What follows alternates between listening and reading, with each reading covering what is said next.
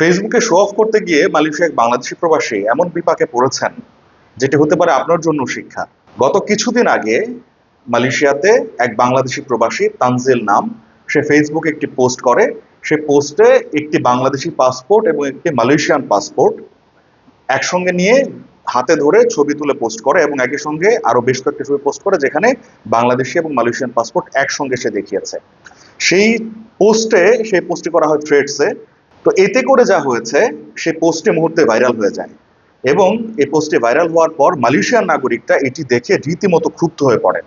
তার সেই পোস্টের নিচে শত শত কমেন্ট আসতে শুরু করে যে একজন বাংলাদেশি শ্রমিক কিভাবে মালয়েশিয়ান পাসপোর্ট পেল, এবং তার ছবি পোস্টের ব্যাপারটা এরকম ছিল যেন সে দাবি করছে পাসপোর্টটি তার, দুটি পাসপোর্ট একসঙ্গে এমনভাবে ধরেছে।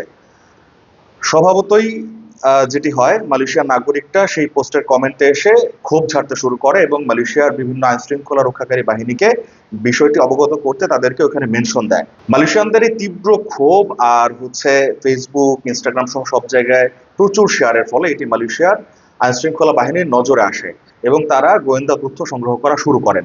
সে বাংলাদেশির অবস্থান শনাক্ত করতে সক্ষম হন ইমিগ্রেশন গোয়েন্দারা এবং সেটি তাকে পাওয়া যায় পাহাং রাজ্যে। পাহাং রাজ্যের একটি কন্টেইনার থেকে তাকে গ্রেপ্তার করা হয় এবং যখন গ্রেপ্তার করা হয় তখন তার কাছে দুটি মালয়েশিয়ান পাসপোর্ট পাওয়া যায়। একটি বাংলাদেশি পাসপোর্ট পাওয়া যায় যেটি তার নিজের, এবং আরেকটি পাওয়া যায় সেইলর্স সার্ভিস বুক, অর্থাৎ জাহাজের নাবিকদের যে একটি সার্ভিস বুক থাকে সেই বইটিও তার কাছে পাওয়া যায়। তো দুটি মালয়েশিয়ান পাসপোর্ট এবং সেই সার্ভিস বুকটি তার নয়, এটি অন্য কোনো ব্যক্তির, এবং এগুলো কার সেটি নিয়ে কিন্তু এখন তদন্ত শুরু হয়েছে। ইমিগ্রেশন পুলিশ জানিয়েছে সেই দুটি পাসপোর্টই মেয়াদ উত্তীর্ণ ছিল, একটি 2017 সালে এক্সপায়ার হয়ে যায় এবং অন্যটি 2022 সালে এক্সপায়ার হয়ে যায়।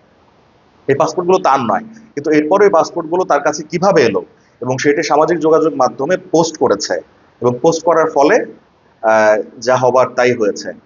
তো এখন এই ঘটনা থেকে একটি শিক্ষা আছে। তানজিল এখানে যা করেছে নিশ্চয়ই সামাজিক যোগাযোগ মাধ্যমে একটু দেখানোর জন্য, একটু শো অফ করার প্রবণতা থেকে সে এটি পোস্ট করেছে, কিন্তু সে কখনো নিজের বিপদটা আন্দাজ করতে পারেনি যে এটি তার জন্য কোন পরিণতি ডেকে আনতে পারে।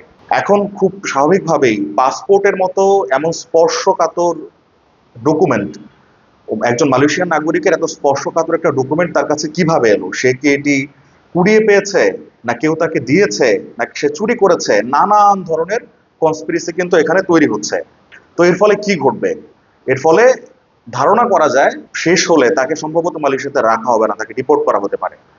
শুধুমাত্র একটি পোস্ট, সামাজিক মাধ্যমে একটি পোস্ট একজন প্রবাসীকে কোন ভাগ্যের দিকে ঠেলে দিয়েছে একবার চিন্তা করুন। তাই সামাজিক যোগাযোগ মাধ্যম ব্যবহারে প্রবাসীদের সতর্ক হওয়াটা খুব বেশি জরুরি।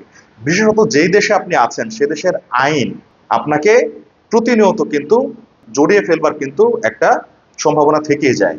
তাই সামাজিক যোগাযোগ মাধ্যম ব্যবহারের ক্ষেত্রে সতর্ক হওয়া জরুরি। এখানে তানজিল যেই ভাগ্যবরণ করছে, সে ঘূর্ণাক্ষরেও টের পায়নি যে সে কি করছে এবং এর ফলে তার কি পরিণতি আসতে পারে। আপনার ক্ষেত্রে এমনটি ঘটতে পারে। তাই ফেসবুক যখন পোস্ট করবেন অথবা যে কোনো সামাজিক মাধ্যমে যখন পোস্ট করবেন, খুবই সতর্ক থাকা জরুরি। এই ধরনের কর্মকাণ্ডের ফলে কিন্তু বিদেশে বাংলাদেশিদের ভাবমূর্তি চরমভাবে ক্ষুণ্ণ হচ্ছে। যখনই একজন বাংলাদেশি মালয়েশিয়ান পাসপোর্ট নিয়ে আটক হন বা গ্রেপ্তার হন, যে মালয়েশিয়ানরা সেখানে খুব ঝেড়েছেন তো ঝেড়েছেন, এরপরে আজকে গণমাধ্যমগুলোতে এই খবরটি ফলাও করে প্রচার হয়েছে। এর ফলে কি হবে? অন্যান্য বাংলাদেশিরাও এই হেইট বা এই ঘৃণার শিকার কিন্তু হবেন, বাংলাদেশিদেরকে অন্য চোখে দেখা হবে। তানজিলের মতো যে সকল প্রবাসীরা অসাবধানতাবশত এই ধরনের কাজ করছেন তাদের সতর্ক হওয়া খুবই জরুরি।